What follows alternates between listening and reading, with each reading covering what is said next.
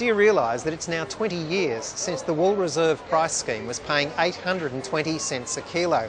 The time since has seen massive change, of course, and sheep meat is now worth about the same as wool in terms of total value of production, thanks to the industry's ability to adapt with clever marketing and meeting consumers' needs. Jane Drinkwater maps out this road to reinvention. No one who's been paying attention could have helped noticing that lamb has come a long way.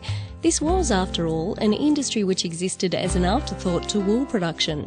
Sure, we've always loved our lamb, but it had been a budget meat.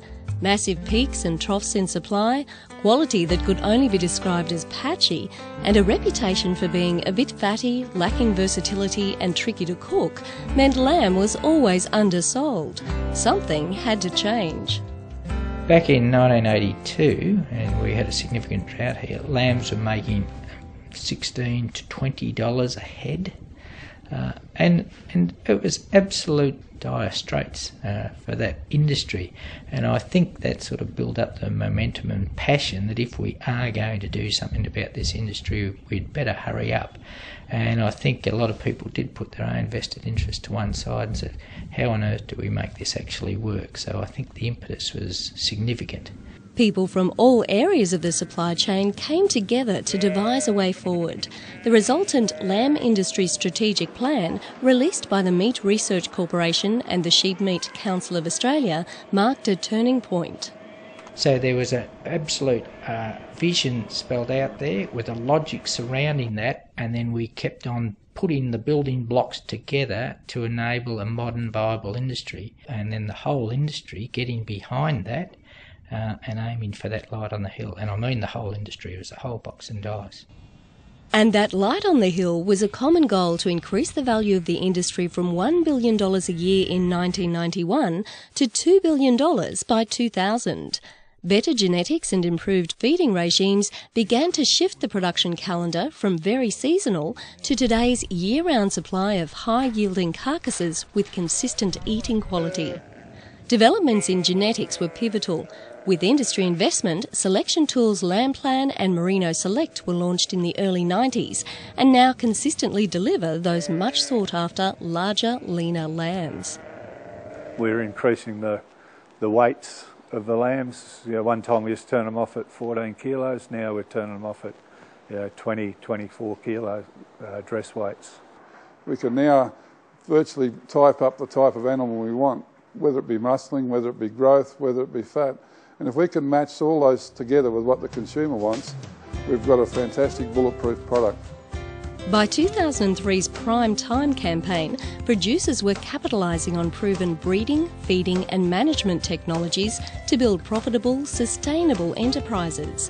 Meanwhile, improvements in meat processing and the advent of dedicated lamb processing plants led to increased yield, faster delivery to market and meat of enhanced tenderness, flavour and texture.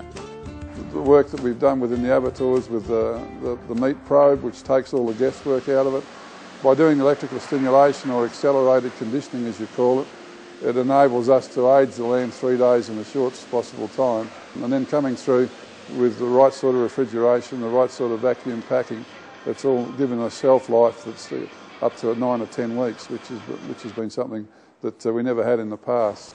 Hand in hand with changes in supply, innovative marketing reinvented the product, putting lamb at the forefront of consumers' minds. Because change hasn't just occurred on farm and at the abattoir.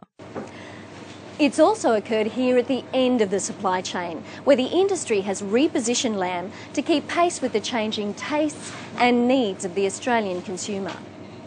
And the public's needs have changed. Busy, health-conscious householders with smaller families and less time for food preparation demanded easier, faster cooking meals with minimal fat. Once upon a time they used to all buy their meat and prepare it themselves, and now when they buy it they want it all prepared for themselves. So nice and easy, straight home from work, straight in the oven and straight on the table more or less, so all the hard work's done for them. Industry responded, providing butcher education to extract more value from larger carcasses and develop versatile, leaner, more sophisticated cuts. 15 years ago, AMLC's Trim Lamb campaign provided consumers with 22 new cuts.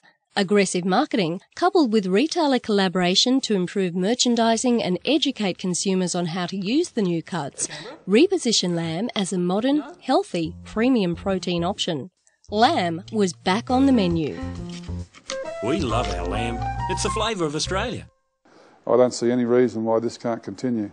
We've now got the product, we've now got the people producing it. It's just a matter of us making sure it's all done properly.